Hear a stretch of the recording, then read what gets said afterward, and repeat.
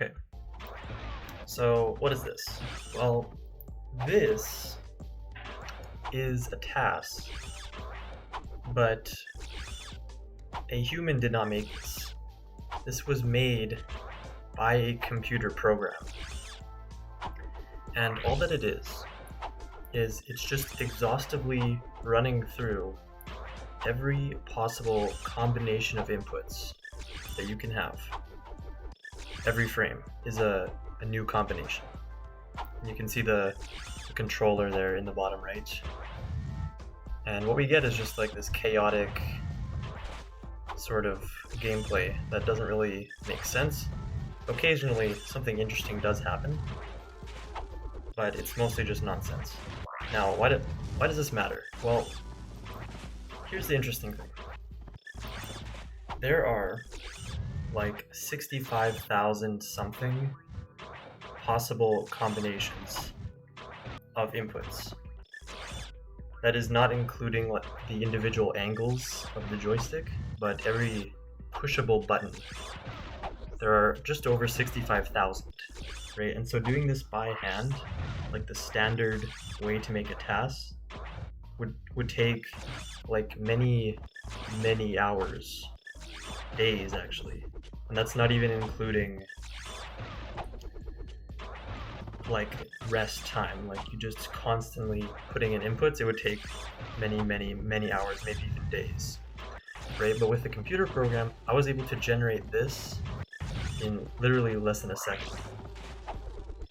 So yeah, that's pretty cool. And you can see Ratchet did a little proxy off that guy. That's kind of interesting. But again, this is just completely, essentially random.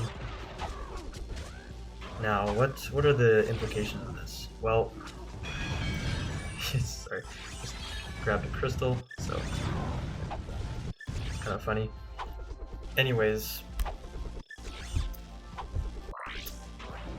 how does this work? Well, on the left, you can see what I've called the frame byte data. That is literally the file, the TAS file. That is what that is.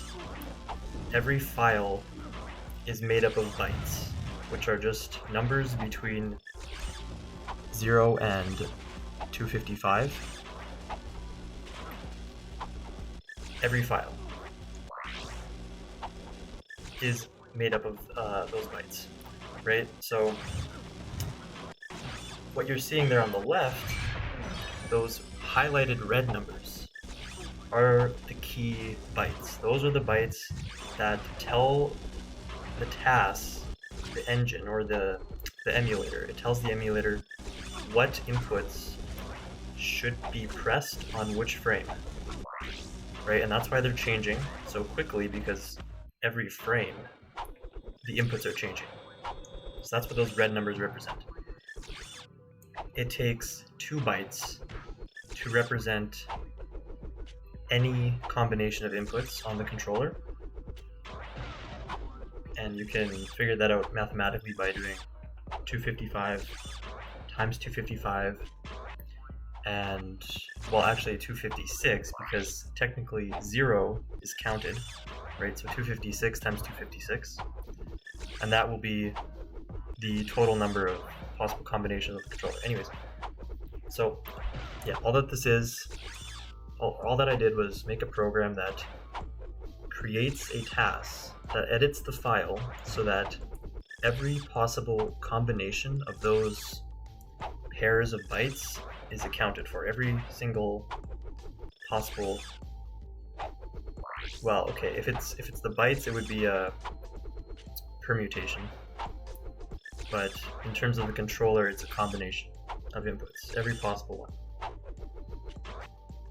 And the applications of this are, for instance, let's say, well, first of all, just being able to edit the file for the TAS without having to go into, without even having to go into the emulator itself, right? So it's a really safe way to just edit, let's say, something in the middle of the TAS if you need to, without having to destroy everything that comes after it.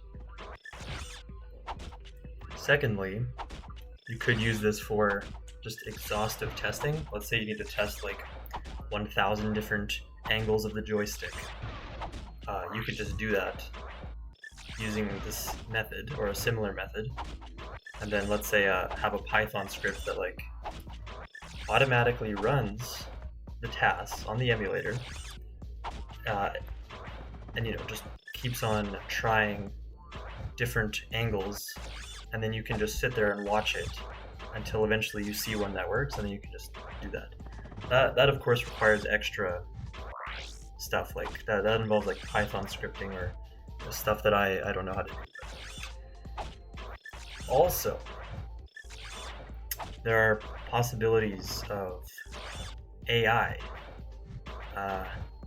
Yeah, if someone was so inclined, it should be possible to use AI and combine it and like train it on TAS data, on either the input file itself or a combination of the input file and like the visual actual gameplay or something. I don't know, someone with more knowledge in that area would probably know the best way, but yeah, it's totally possible to have AI generate TASes. I'm not sure how well that would go. It would be interesting. But yeah, this is basically all this is. As far as I know, first ever computer generated Ratchet Clank TAS. Yeah, again, it's mostly just nonsense. I'll just let it play out now. You can watch it, see if anything funny happens. But yeah.